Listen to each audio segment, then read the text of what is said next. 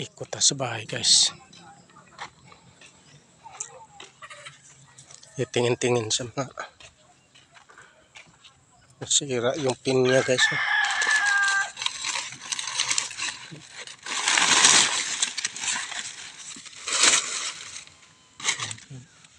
Kala mo hinog na. Nano yan sa tag-init guys. Wala pang ulan. Na hindi nakatubo yung kabila na ano sa init to. Parang hinog na. Dito. Hindi nagpantay. Yan ano sa init. Sa tag-init.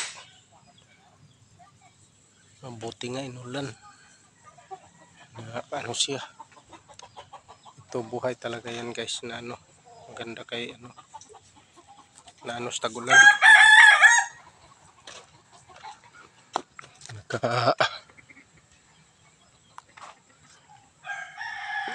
Sa nakahinga yung mga tanim na niyog guys sa ano at abutan ng tagulan, hindi masyado na ano. Ito naman suha.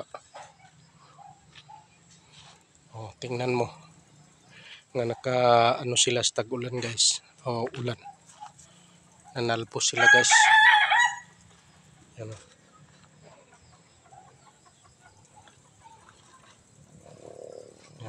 Nanalbo sila. Ulan talaga yung kailangan sa mga tanim guys. Walang ulan, wala talaga.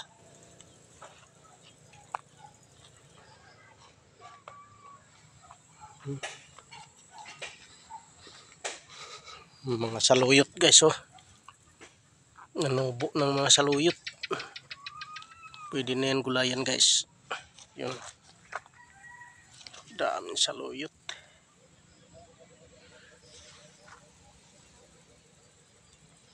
Halo pa dito guys.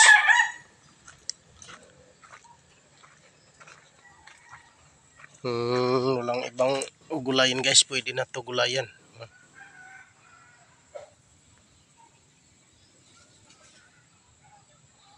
Pinya doon guys nga natumpa.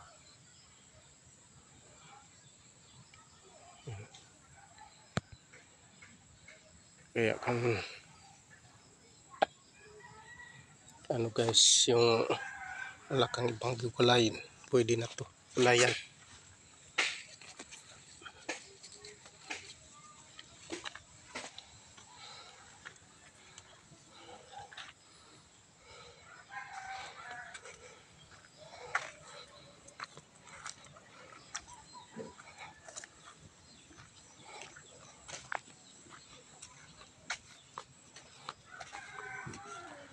Masira to mga tanim guys sa tag-init.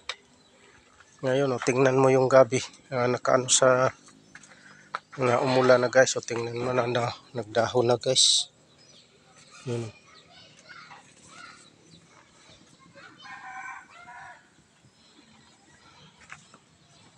Dati tataas yan nga gabi guys. Abot yan dito. Yan.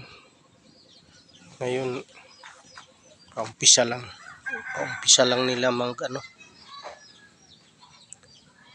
Simula nung umulan guys, umpisa din sila pagdahon.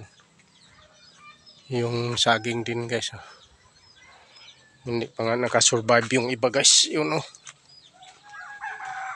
mga pangit pa yung tingnan mga iba.